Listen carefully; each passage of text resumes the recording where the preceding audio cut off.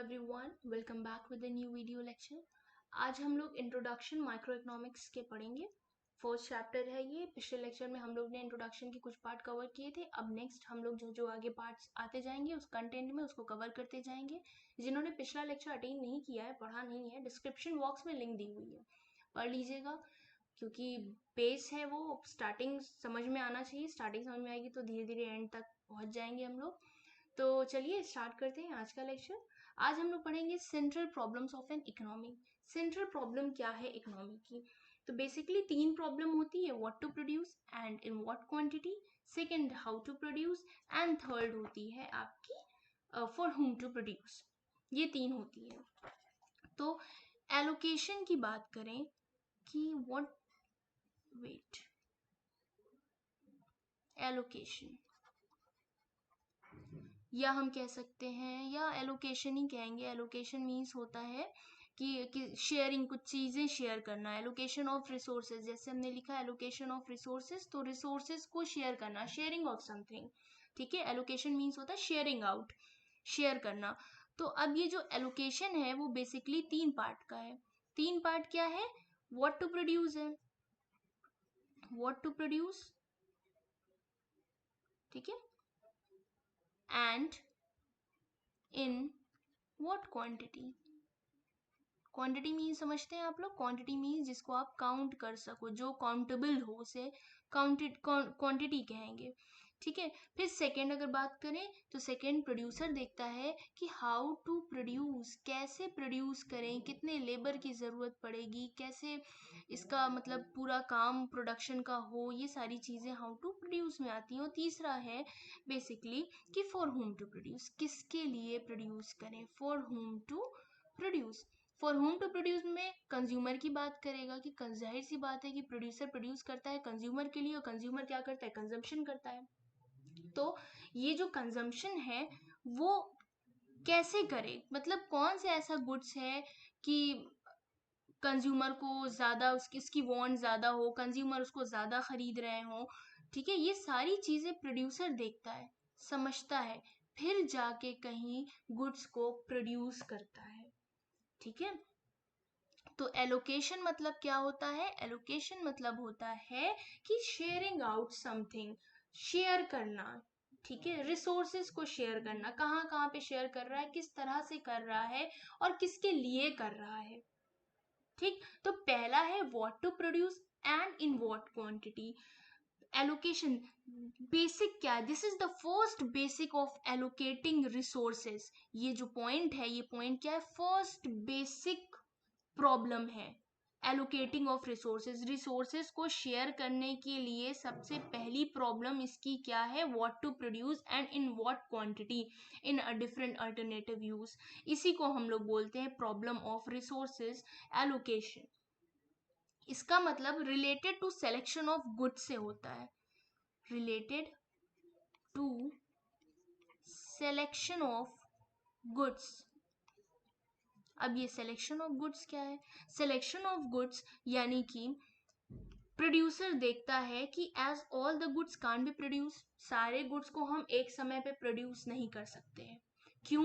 क्योंकि limited resources हैं producer के पास। इकोनॉमी में रिसोर्सेज जो है वो लिमिटेड है।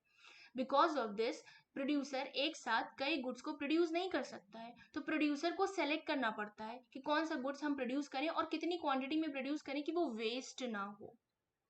ठीक है, और ऐसे गुड्स प्रोड्यूस करें जिसकी मार्केट में डिमांड भी हो।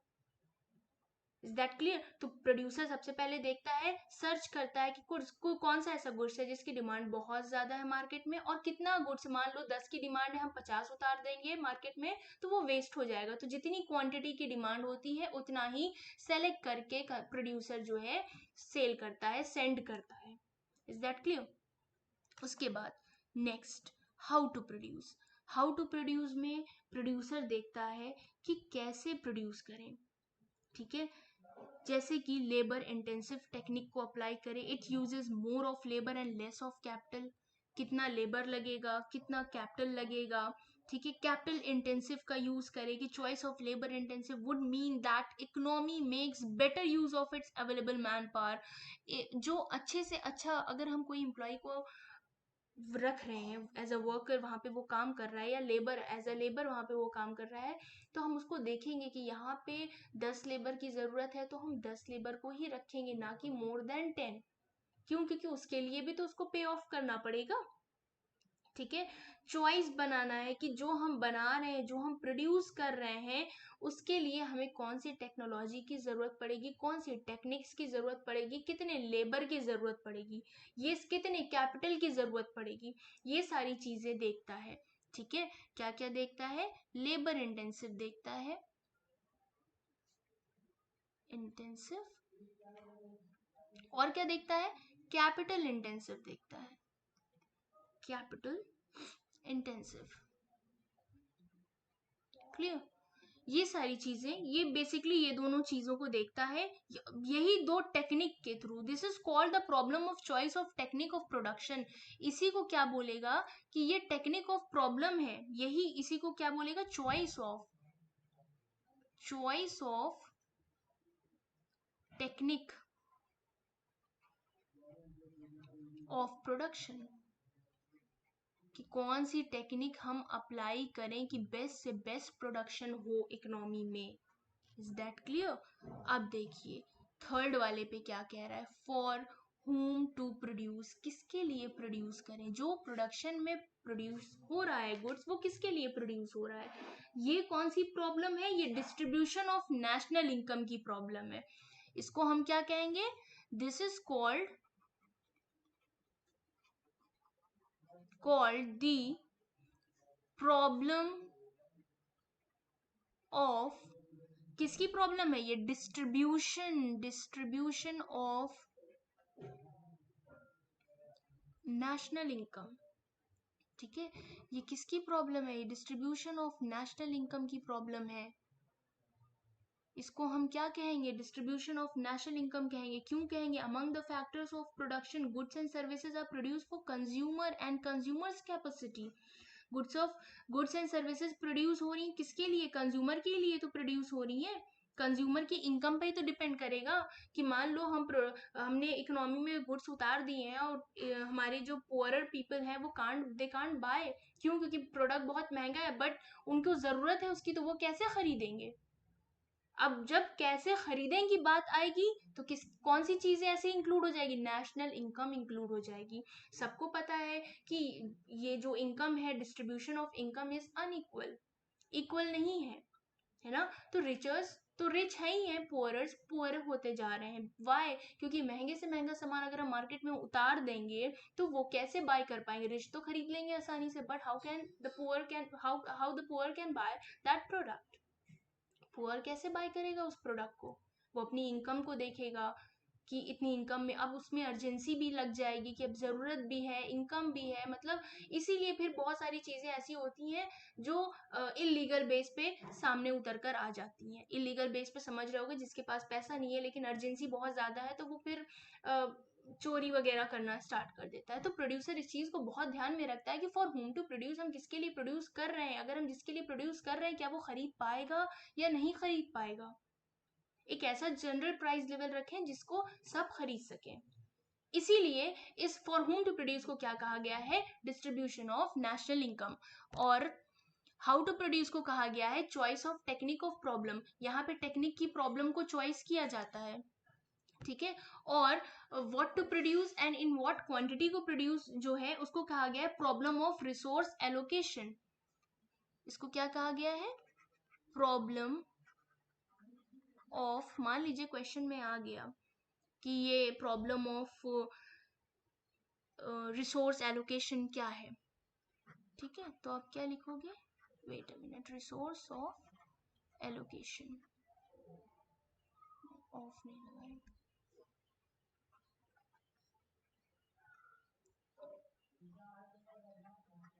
एलोकेशन। ठीक है, मान लीजिए क्वेश्चन में problem of resource allocation. Problem of resource allocation क्या है?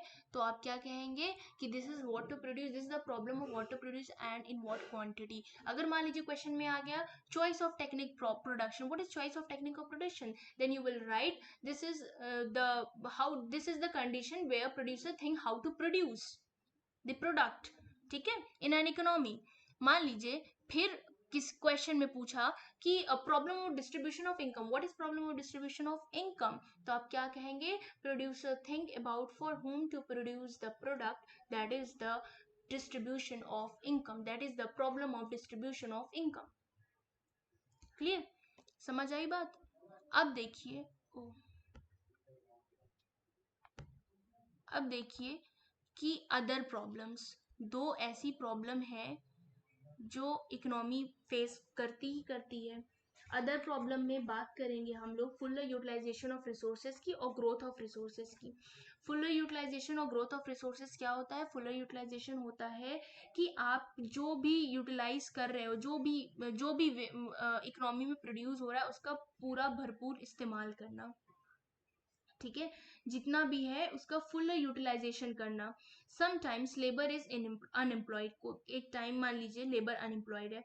Factories remain idle, land labour capital are not fully employed. जो फैक्ट्री है ना वहां पे जमीन ना लेबर की, मतलब लेबर की भी जरूरत है, कैपिटल की भी जरूरत है, तो क्या कहेगा, so every economy must ensure that all available resources are utilize to the full.